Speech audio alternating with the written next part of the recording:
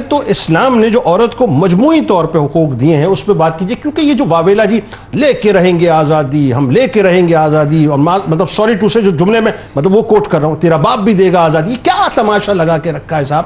مطلب حقوق مانگ رہے، کیا کچھ جنگ ہونے والی، کیا ہونے والا ہے بتائیے ذرا۔ نحمد و نصلی اللہ رسول الکریم و اما بعد فاعوذ باللہ من الشیطان الرجیم بسم اللہ الرحمن الرحیم۔ آپ نے کہا کہ آج 8 مارچ کا دن ہے اور صبح سے لے کے شام تک جو تماشا لگے گا اور جو باتیں ہوں گی اس کے اوپر گفتگو۔ آپ سب سے پہلے تو یہ بات مجھے بتائیں کہ آزادی یا حقوق اور فرائض کی جب آپ تعین کرتے ہیں تو اس میں آزادی اور ایکسپلائٹیشن میں پہلے فرق تو محسوس کر لیں۔ بالکل صحیح۔ حق کیا ہے اور آپ کا فرض کیا ہے اور آپ کو دیا کیا گیا ہے۔ دیکھیں سب سے پہلے جب اسلام کی بات آتی ہے تو آپ نے خود بھی کہا، مولانا صاحب نے بھی یہاں پہ یہ بات کی کہ ایک وجود جب تسلیم کر لیا گیا تو اس کا بھی وہی درجہ ہے اور اس کی بھی وہی تکریم ہے کہ جو ایک انسان کی ہے، کیونکہ جب سورہ نساء پوری کی پوری اس میں ایک وجود یا ایک بحیثیت ایک انسان جب تخلیق فرما دیا گیا تو ایسا کہیں بھی نہیں ہے کہ اس کے لیے کم کوئی درجہ رکھا گیا ہوگا۔ تو حق کا مطلب تو یہ ہے کہ وہ تمام ذمہ داریاں کہ جو دوسرے نے میری پوری کرنی ہے اور میرا کیا حق ہے، یعنی میرا رول کیا ہے۔ اب اس کے اندر سب سے پہلے جو ابھی بات آپ نے کی تھی، نکاح کی بات کی تھی، نکاح عصمت و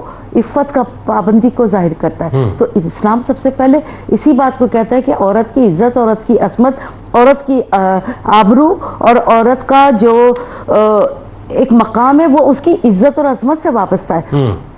آپ اس کے اندر 2 چھوٹے چھوٹے سے واقعات ہیں۔ حضرت ابوبکر کے زمانے میں کسی نے یہ کہا تھا کہ کسی مہمان نے کسی کی مطلب آبرو ریزی کی ہے، تو حضرت ابوبکر صدیق رضی اللہ تعالیٰ انہوں نے کیا اس کا فیصلہ فرمایا تھا؟ اس کو فدق سے باہر کر دیا تھا، جلا وطن کر دیا تھا، یعنی ثابت ہوئی یہ بات اور ثابت ہونے کے بعد اسے باہر کر دیا گیا۔ حضرت عمر فاروق کے زمانے میں یہ ایک بات ہوئی کہ کسی نے کسی کے ساتھ کوئی زیادتی کی تو آپ نے اس کے اوپر بھی حد جاری فرمائی تھی۔ اس کا مطلب یہ ہے کہ عزت، عصمت اور سب سے پہلا حق تو یہی ہے کہ میں ایک انسان، ایک وجود ہونے کے حوالے سے میری عزت اور میری عصمت کا اعتراف کوئی کرے، اور جب قرآن کر دے اور میرے نبی کر دیں اور میرے خلفاء راشدین کر دیں تو اس کے بعد کہیں نہیں رہ جاتی۔ یہ قانونی حق بھی قرار دیا گیا۔ اس کے بعد کون سے رول کے اندر اسلام ودیت نہیں کرتا ان حقوق و فرائض کو؟ اگر میں سماجی حوالے سے بات کروں تو ماں، بہن، بیٹی کے حوالے سے میرے رول ڈیفائن ہے، میری تکریم ڈیفائن ہے، جو رسول اللہ نے اپنی ذاتی زندگی میں کر کے دکھا دیا تھا۔ جو حقوق ہے میرے، جو مقام ہے اور جو حقوق ہے وہ مجھے بتا دیا گیا۔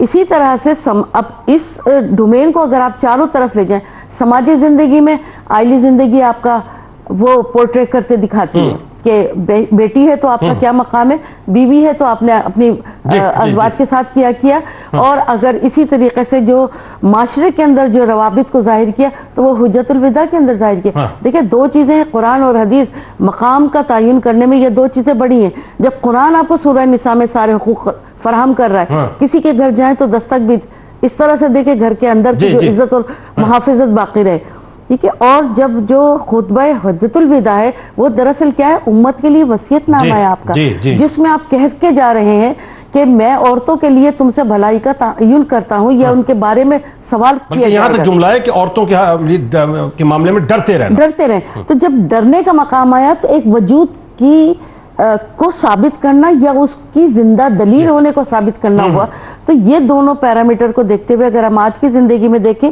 تو ہمارے پاس جو خلا کا حق کیا ہے؟ عورت کے لیے ہے۔ اگر ناپسندیدگی ہے، اس کی مثالیں آپ کے پاس موجود ہیں، ناپسندیدگی ہے تو آپ اس راستے سے الگ ہٹ کے اپنے لیے نئی زندگی کا تعین کر سکتے ہیں۔ آپ کو اپنی مرضی کی شادی کا بھی حق ہے۔ یہ جو واویلا ہے نا کہ میری مرضی، مجھے کچھ نہیں کرنے دیا جا رہا، تو میں یہاں پہ یہ کہوں گی آزادی میں اور ایکسپلائٹیشن میں فرق محسوس کریں۔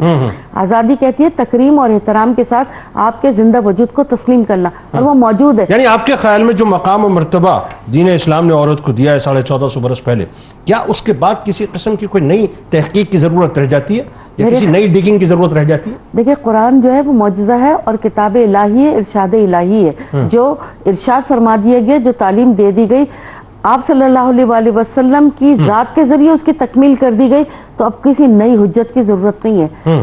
इम्प्लीमेंटेशन में फॉर्मुलेशन हो चुकी है, इम्प्लीमेंटेशन की जरूरत है। मसाइल का हल, जैसे अभी डॉक्टर साहब ने कहा, मसाइल अगर आपकी जिंदगी में मौजूद है, मैंने अभी जो 2 मिसालें दी हैं, तकरीम की जो बहुत सी मिसालें आपके पास मौजूद हैं, तो ये सारी साबित शुदा है, अमल से साबित शुदा है। इसका मतलब है अमल मौजूद था, लेकिन उसके अंदर डेविएशन आती गई और माशरे ने उसके अंदर बिगाड़ पैदा किया, और आज आप वो नारा लगाने पे लोग मजबूर हैं। प्रॉब्लम माशरे की है, प्रॉब्लम सिस्टम की है, प्रॉब्लम इम्प्लीकेशन की है बुनियाद।